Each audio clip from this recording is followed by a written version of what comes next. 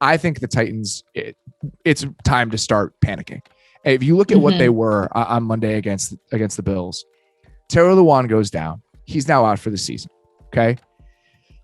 They might have a bottom 3 offensive line with him out. It might be worse than that. Honestly, you have a rookie right tackle, Dennis Daly, who is a perennial backup, is now your left tackle. That group used to be a strength of this team. What is the best part of what the Titans offense is now? They have the second lowest rushing success rate in the NFL through 2 games. Only the Bengals, who we will get to, have been worse.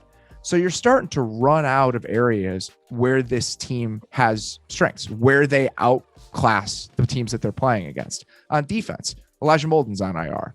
Harold Landry's on IR. Just chipping away. And I thought they'd be bad. I didn't think they'd be this bad, but we're trending in a pretty dangerous direction with Tennessee, I think.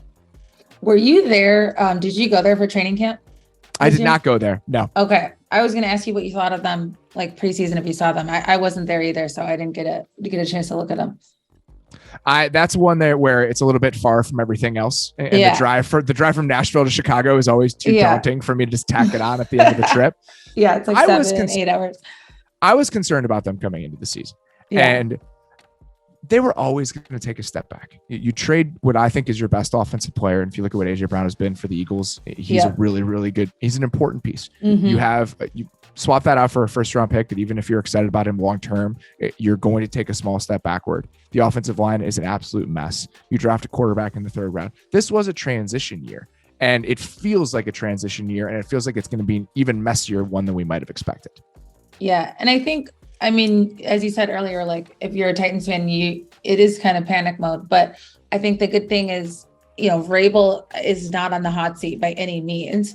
This is a transition year, as you mentioned. So this could just be, a down year for the Titans, but I think their coach is there for the long term. Like this is your head coach. And so it'll be interesting to see what adjustments he makes this season, because I do think he's been so good at that in the past. And I think you're totally right. They miss AJ Brown so much, and the rushing game has been so underperforming. Like Derrick Henry, 107 yards on 34 carries in the first 2 games.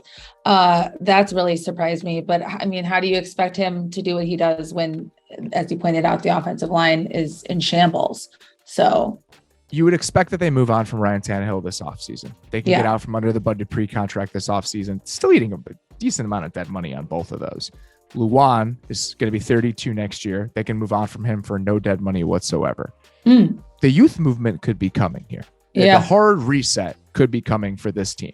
I understand the moves that they made in the moment last summer. So you look at the reason that Ryan Tannehill has a $18.8 million dead money hit next year. They moved a ton of his money into later years when they were creating cap space last year. They make the Julio Jones trade. They tried to make one more run at it with a group that they had that was one of the most efficient offenses in the league when Arthur Smith was their offensive coordinator over those couple of years.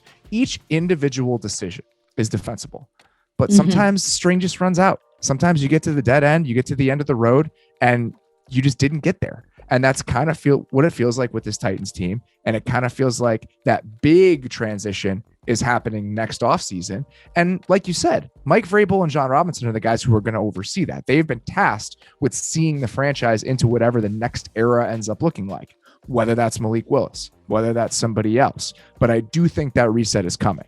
The question now becomes, we saw Malik Willis in the 4th quarter pretty early in that game on Monday night. Is there a moment later in the year where they understand the season is over? Like we have to figure out what we have in him because we have to make a decision this spring. I think that is going to loom sooner rather than later, and much sooner than we probably expected, or most people probably expected. I thought the Titans would be bad. Yeah. I'm surprised that they are where they are right now. I didn't see that coming in the way that you did. And I think you're right. I think they might get to a point like week 10, maybe a little bit later, where it becomes Malik Willis time. And that could be actually pretty exciting. That's a reason to watch them again, turn it back on, see what they have.